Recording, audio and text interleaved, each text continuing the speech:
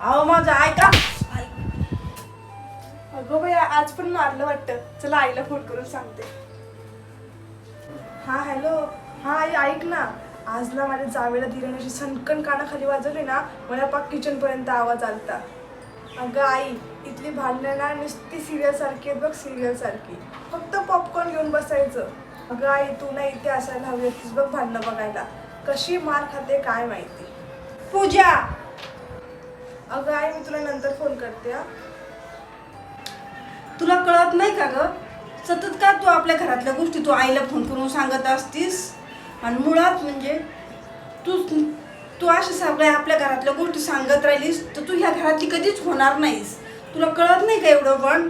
अहो ताई, मी आईला नाही सांगणार तर कोणाला सांगणार हो? आणि तुम्ही ना तुमचं बघा, मला नका सांगू. अहो, ऐकलं तर कशा बोलतायत? मी काय ह्यांच्यासारखी दरवेळेस ऐकून घ्यायला मोकळी नाही. तुमची आई पण जेव्हा बघाय तेव्हा मला टोमणेच देत असते. ह्यांच्यासारखं मी ना ऐकून घेणार.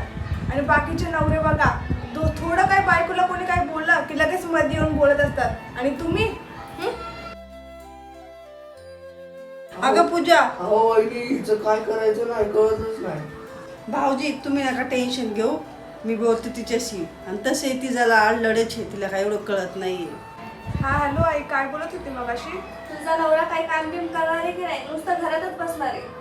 अगं आई, माझं नशीब फुटकं म्हणून मला असा नवरा भेटलाय. असं एक घरातल्याचं पण तो सगळं ऐकून घेतो. कोणी येऊन काही पण बोलतं त्याला. जाऊ दे. पूजा, हॅलो काकी, कमल बोलते. बोल ग. अहो तुम्हाला ना चांगले सल्ले जर तुम्हाला मुलीला देता येत नसतील ना, तसे वाईट बी सल्ले देऊ नका. तुम्हाला एवढं पण कळत नाही का हो, तुमच्या ह्या वाईट सल्ल्याने तुमच्या मुलीचं घर उद्ध्वस्त होतं. आणि हां, तुम्हाला आता पहिलं आणि शेवटचं सांगते, परत ह्या घरात तुम्ही फोन करायचा नाहीये. हो ताई, तुमची हिंमत कशी झाली हो मला चापट मारण्याची? आणि तुम्ही माझ्या आईला असं कसं बोलू शकता? पूजा, तुला अक्कल आहे का ग? नवरा हा एक असा व्यक्ती असतो जिथं त्याच्या बायकोला इज्जत नाही दिली ना, तर तो आपल्या रक्ताच्या नात्याचा बी त्याग करतो. आणि हो, बायकोनी पण आपल्या नवऱ्याला तेवढीच इज्जत दिली पाहिजे जेवढा त्याचा हक्क असतो. आणि तू काय केलंस, भाऊजींची इज्जत अशी तुझ्या घरच्यांसमोर काढलीस. आणि हो, परत जर आपल्या घरातल्या गोष्टी अशा तू तुझ्या घरच्यांना सांगितल्यास तर परत माझ्या इतकी वाईट मीच असेल, लक्षात ठेव.